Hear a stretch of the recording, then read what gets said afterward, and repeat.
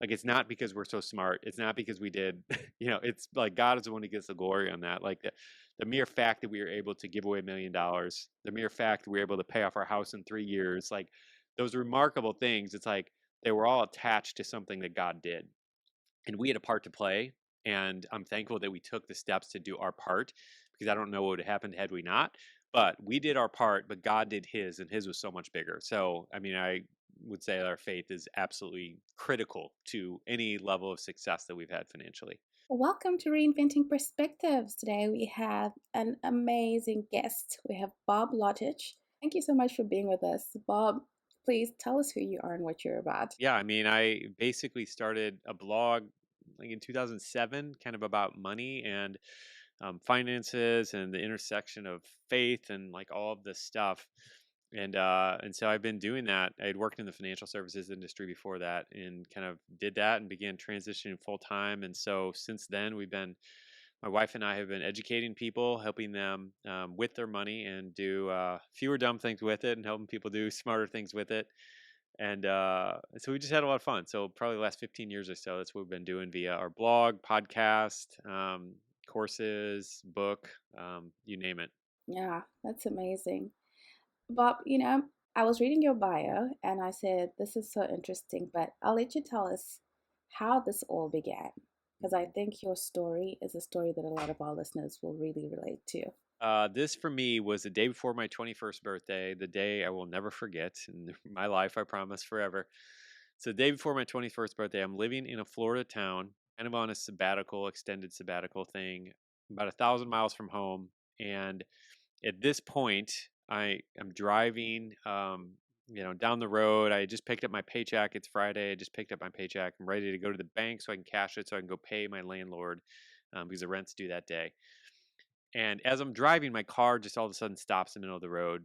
And I didn't know that much about cars. And I just kept turning the key, and it's like nothing's working. All right, there's a problem here. And there was a baseball game, a minor league baseball game actually was about to start. So there's so many cars driving by, and everybody's looking out their windows, staring at me, doing the thing people do. And so as I'm sitting there, like I start realizing that, oh man, I'm in big trouble here because it's not just the car that's not working, but I have this check in my hand that I need to get to the bank and get cash and then get that over to my landlord. And I'm like, how am I going to get this car towed somewhere fixed and then get over to the bank and then get to the landlord and do that all in the next 2.5 hours or something like that? I'm like, I'm in big trouble. And if I didn't get that check to my landlord or get that payment to my landlord by the end of the day, she was going to tack on a $50 late fee. And again, it's like, this isn't a big deal for a lot of people, but at that point in my life, this was a huge deal because I didn't have the extra $50. My paycheck was just enough to cover my rent, which is a whole nother problem that we don't even need to get into. But it was a big deal if all this didn't work out. And as I was realizing like all of this was coming to a head, and the truth of the matter is that I had been believing and had thought that I was really good with money. And the truth was I wasn't. And this was what I had to show for it. And so I remember sitting in that car, like as everybody's driving by staring, like grabbing the steering wheel and crying out to God and saying, like, I need help. Like if you have a better plan, a better path for how to do this and manage money, like I want to hear it. I need it. I need a new direction to go. So that was kind of when everything kicked off for me. A lot of people have been there, and a lot of people have thought they were good with money. Hmm. And I think this is going to be a great Yep. conversation. You're going to bring a great perspective to this because how do you go from being that about to be 21-year-old Yeah. to being someone who clears 400,000 in debt and is able to give away $1 million by the age of 40? Yeah. Like, definitely a lot must have happened in between that time. So, Yeah, yeah. no, for sure. And so a couple different things. I got to give credit where credit's due. Like it's God helped us do that. This wasn't something that I did on my own. But within that, I think we all have a responsibility. We have a part to play in that equation. And so for us, it just began like the humility aspect of me admitting that I didn't know everything about money and that maybe I have something to learn here. Like that, just that thought, that openness to learn was like the biggest mindset shift for me. Like that was the thing that set everything in motion was this willingness to say, yeah, maybe I should pick up some books about this topic that I thought I knew a bunch, but maybe I don't know as much as I think. And so anyway, so that's where it began. I just began reading everything I can get my hands on. At the time, it was books and magazines. YouTube wasn't around yet, and so it was mostly that. I went through a couple courses, but really just trying to absorb as much as I can. And was fascinated that the Bible even talked about money and had some relevant information for today. And so the combination of all these pieces together and just continuing to make incremental progress, like our financial situation didn't change overnight. In fact, it was about just a couple years later, my wife and I got married, and I had made plenty of progress in my financial journey, but still had a good amount of debt. She had a ton of debt, so we get married together, and now we got a bigger pile of debt.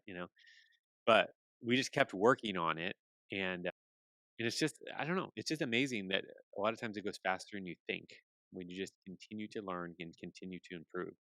I think that's very important for people to know because, everybody wants that magic something that's going to just Yep, ultimately change everything, and that magic something doesn't exist. yep, so So, true. yeah. Yeah. So, the step by step. Well, Bob, our audience is early entrepreneurs. So, in the area of finances. My entrepreneurial journey was not a path that I recommend. So what I did, I was working at a financial services firm a couple years after we had gotten married, and we had a good amount of debt at that point. I don't know the exact amount. I would say $25,000 or something. We were living in an apartment at that point, and I got a pink slip from my job, my employer. Getting laid off, about 6 months heads up notice, which was nice and helpful. And so during that time, when I'm transitioning out of that, and once I realized, wait, I'm going to go become an entrepreneur, I'm going to go become a full-time blogger out of this. Once that happened, I realized, all right, we need to really get focused on paying off this debt, because if we could eliminate that debt, that would mean that or a lot of our debt, if we eliminate it, that would mean we'd be able to survive on less, in which as an early entrepreneur, when you're trying to transition into that full-time stage, like you have to be thinking about that. Like you need to be thinking about what is the minimum I can survive on, and how can I do that? Because even if you have a business where you're generating more on the side than you are your day job, it doesn't mean that it's always going to be like that. It doesn't mean that 6 months later you might not hit a downturn. And so you don't want to just be at the level of whatever your current day job situation is or whatever your ideal is. Like you want to be able to go beyond.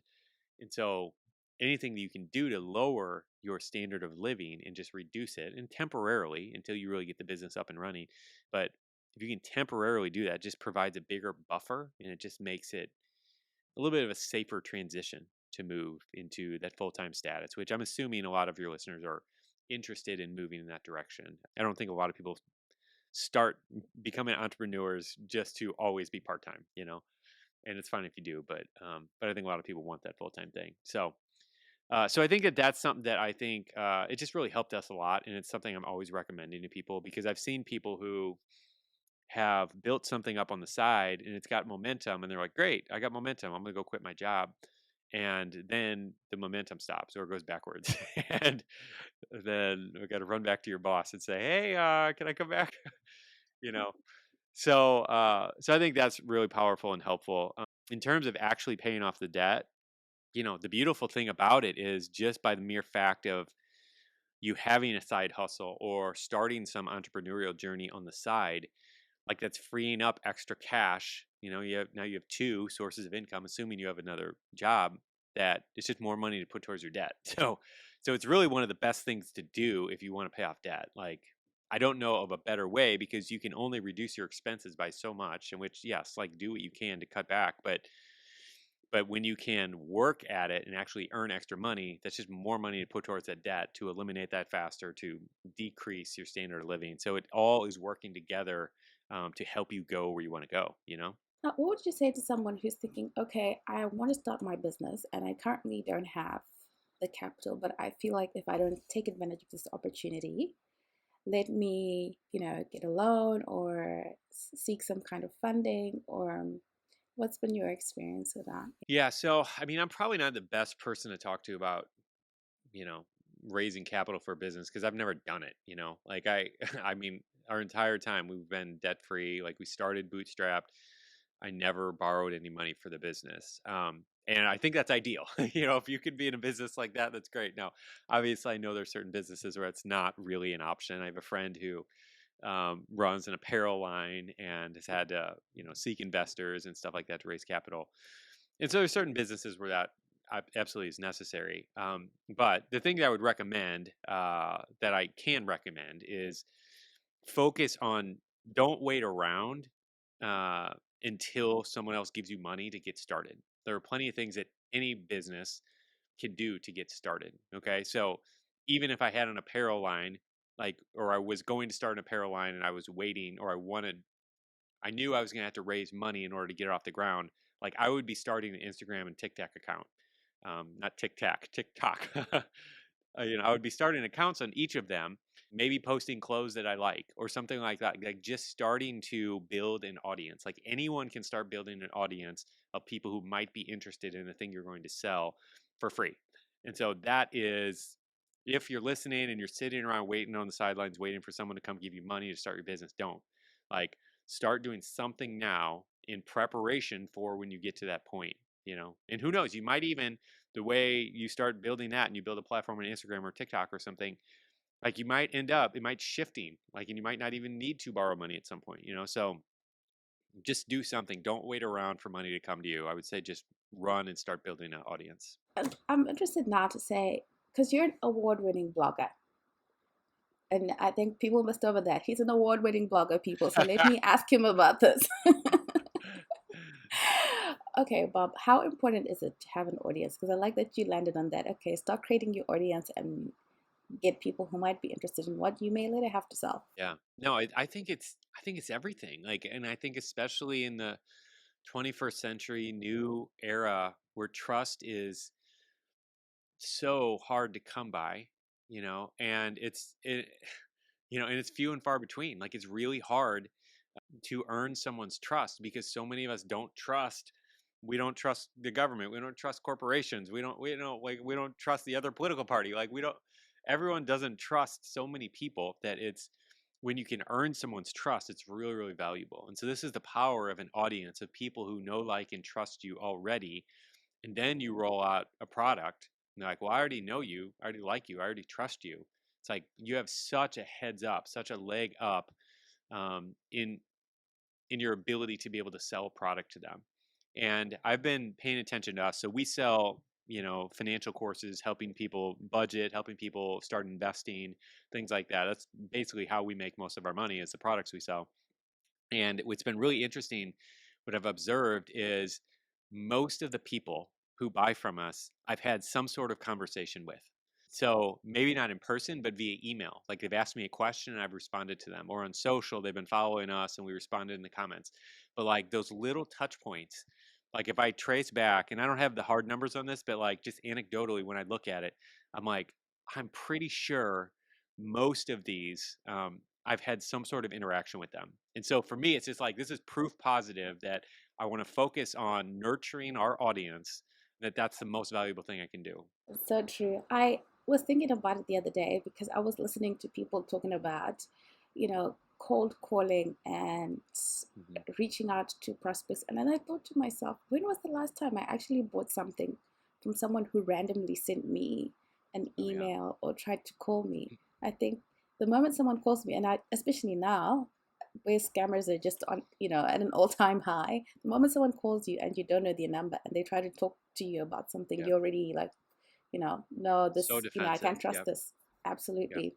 And maybe they are already just trying to sell you something, but because of the level of scams and that kind of thing that's going on, I feel like every person, you've made a decision to buy just from following their Instagram content Yep. or their LinkedIn content, and then you feel, okay, it's safe to do business with this person. Yep. That's so So, true. Yeah, and it's such a big opportunity that we have, because if you're cold calling, and it's like, yeah, and there's some people who are great salesmen who can do this, but it just requires so much more work. You know what I mean? So it has to be like a perfectly crafted pitch to even get a 10% response. You know what I mean?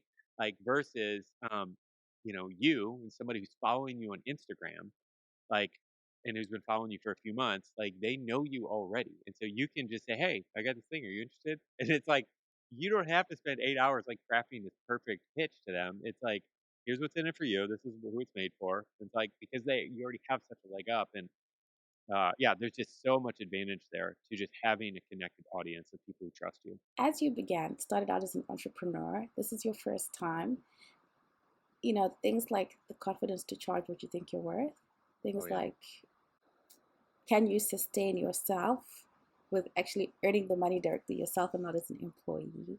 How Yeah. did you work on your money mindset? Because I think that's a big one. Oh, it's huge, huge. Yeah, and I I mean, I'll tell you a funny story. So, when I first got laid off from my, corporate job and I became a full-time blogger, what happened was a few months into that, or a few weeks into that, actually, friend of mine who I'd done some work for, kind of freelancing on the side a little bit, offered me a job. And anyway, so he explained, he kind of gave me the pitch. He's like, "Hey, I'd love for you to come work with me." So he offers me his job and he said, "How much do you think, what would you want to earn for this?"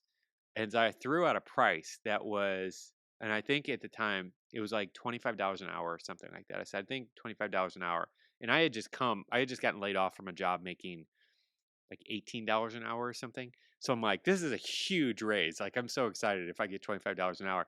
And he responded, like, the way he responded, he's like, I can't tell if you're joking or not. Like, he thought that that was too low of a price. And I remember, like, that just taught me something. Like, instantly my mindset shifted of just because you were in this corporate environment and they said that you are worth this doesn't mean that that's what you are worth. And like, you have to understand that different environments value you and your skill set so drastically different. I just saw this thing on the news the other day. It showed this picture of this violinist, like a world renowned violinist, playing down in a subway, playing a $2.5 million violin. Um, and it just shows this video of everyone walking by. And they said, like, the day before he was playing at whatever, I don't know, some huge venue, and it was completely sold out. And anyway, it just illustrates the point that what you are worth, like, you have to be careful of how you're determining that, because you can go in this group and only be worth this, but over here you're worth this, and it can be completely different. And so, yeah. So anyway, that's like the first, I think, lesson that I got in all of this. It was super helpful for me to realize that just because this corporate world said I'm only worth whatever $16 an hour, I'm actually worth way more. The value that I have to add. You know what I mean? And I like that story too because it really speaks to, understanding where you're of the highest value and to whom you're of the Yep. highest value, Yep. and not just kind of trying to sell to everyone because some people they just won't get it and Yep. you'll waste your own time. Now, I know that you usually work with your wife.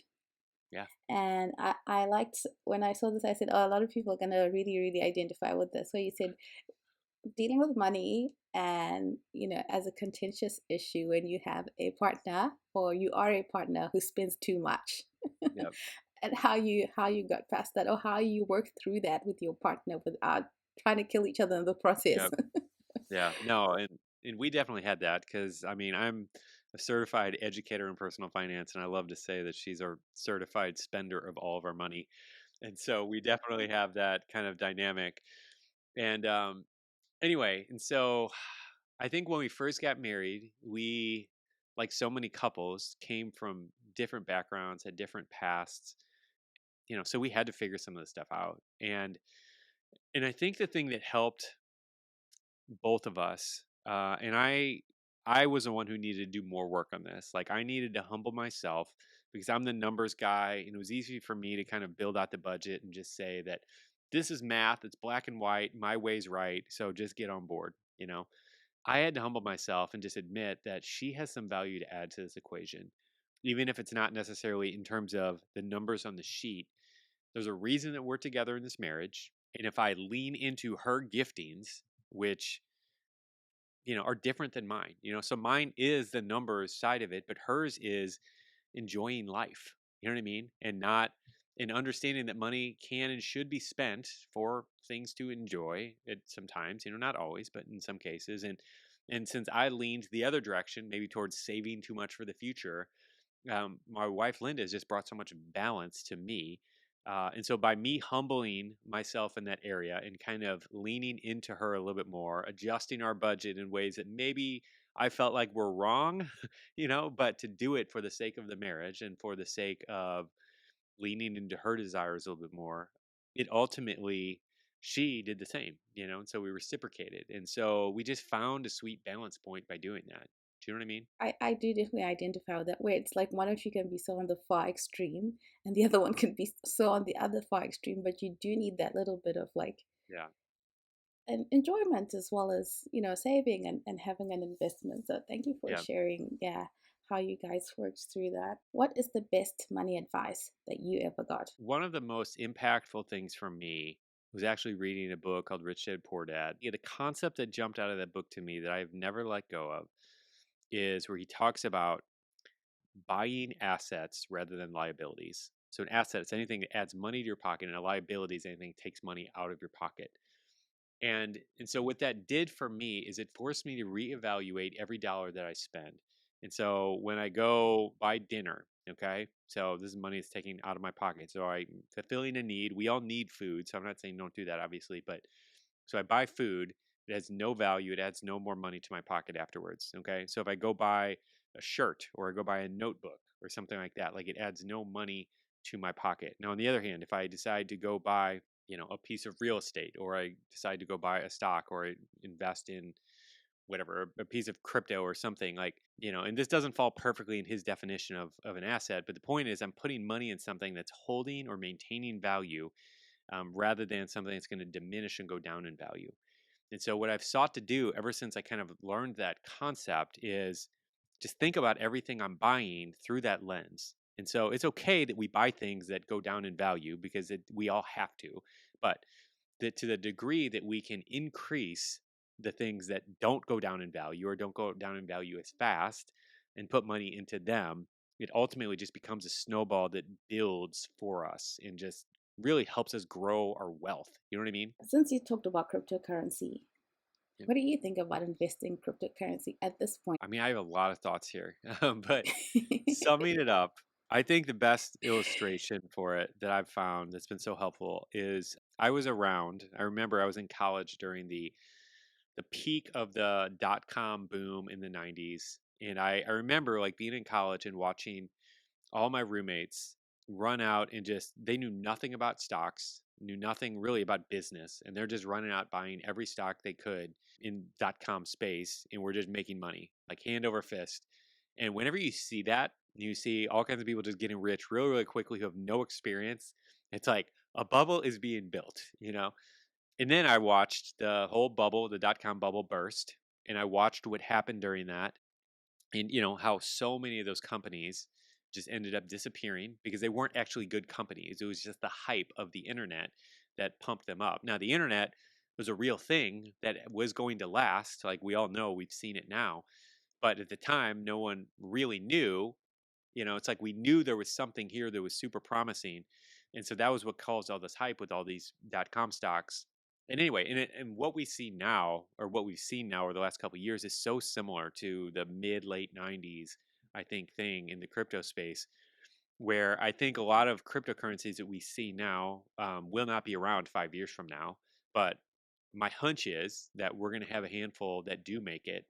And fundamentally, the technology, the concept, the idea of cryptocurrency and DeFi and blockchain and all this stuff, I think this is going to be around to stay. And so the question becomes, where in crypto should I put my money that is going to be like the Amazon.com or the eBay that's actually going to last and be around in 20 years? Do you know what I mean? And so that's the question of the day that I think needs to be asked. So I have a lot of confidence in crypto in general, but there's a lot of actual cryptocurrencies that I don't have much confidence in over the long term. Does that make sense? I like that analogy, and I think that explains it really well because there's been a lot of panic Yeah. recently about cryptocurrency, and of course, there's a lot of people who strongly believe in cryptocurrency, and then everybody else now just thinks it's a scam. Yeah, but it was exactly the same way with the internet at the beginning. Like everyone, there were so many scams on the internet, and there still are, but we all use it, and it's the same way with the crypto space. Like there's tons of scams in crypto, but there's actually also legitimate stuff that's taking place and really groundbreaking technologies that are emerging out of all of this. So it's really exciting, but it's also and then also you go back to the internet, like the internet was really awkward and hard to use. And everybody was like, I don't even know what to do with it. Like, other than just, it's like an encyclopedia or something. Like, there wasn't much clear utility for it.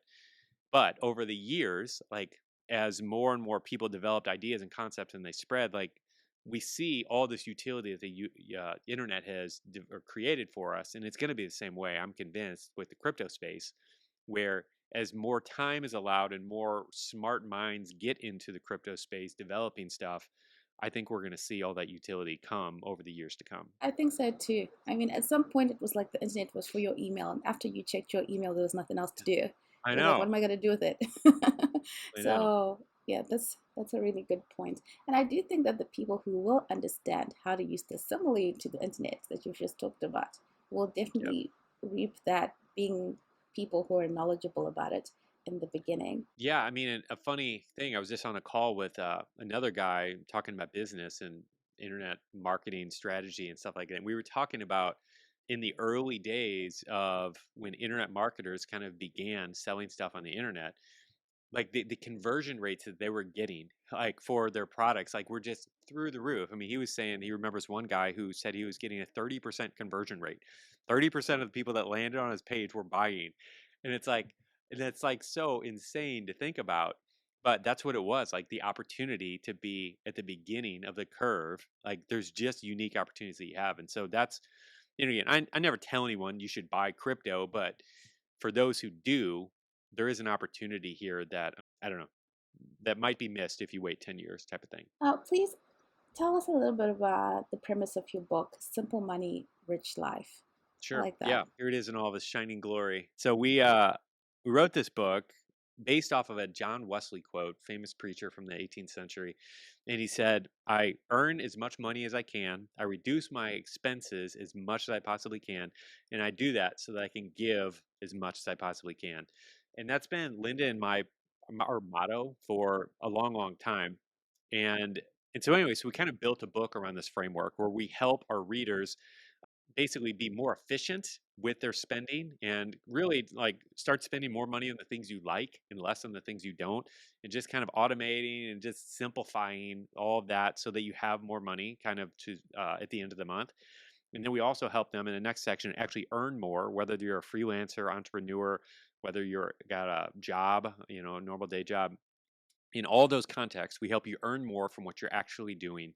And then we go into really our story of learning to love giving because I hated giving. I used to hate giving, and I felt like it was just terrible, just a waste of my time, a waste of my energy to actually give money away. And now it's one of the favorite things that we do. So the book really just kind of outlines our journey along with the super practical steps of kind of going from, where we started at the beginning of this conversation of me just being completely broken down, having nothing, $7 to my name, to reaching what I think is our most significant financial milestone of being able to give away $1 million at age 40. And so this book is essentially the kind of operating manual that we followed to kind of go down that path. So anybody who is interested in a similar path, I think they'll enjoy this book. Sounds amazing. Well, thank you so much for your time, Bob. My last question is always, what has faith meant to you on your journey? I mean, it's everything. I mean, our faith in God has, yeah, because like I said, the remarkable things in this book, like it's not because we're so smart. It's not because we did, it's like God is the one who gets the glory on that. Like the mere fact that we were able to give away $1 million, the mere fact that we were able to pay off our house in 3 years, like those remarkable things. It's like they were all attached to something that God did, and we had a part to play. And I'm thankful that we took the steps to do our part, because I don't know what would have happened had we not. But we did our part, but God did his, and his was so much bigger. So, I mean, I would say our faith is absolutely critical to any level of success that we've had financially. Oh, wonderful. Thank you so much, Bob. And to our audience, please go to the 3 Day Money Challenge. Bob, can you tell us a little bit about what they're going to find there? Yeah. So the 3 Day Money Challenge, 3daymoneychallenge.com, I think is the website. Basically, I took three of the most important concepts out of this book that I think pretty much anyone can grab and apply to their life right now that'll help them make really tremendous financial progress forward. And so it's a great way to kind of test drive the book and just try that out because I guarantee it'll help you regardless of where you are in your financial journey. And then if you like it, then you can check out the rest of the book. And so it's just a great way to kind of test drive the whole thing. That's great. So it's 3daymoneychallenge.com. Thank you so much, Bob. All right. Thank you, Priscilla. Take care.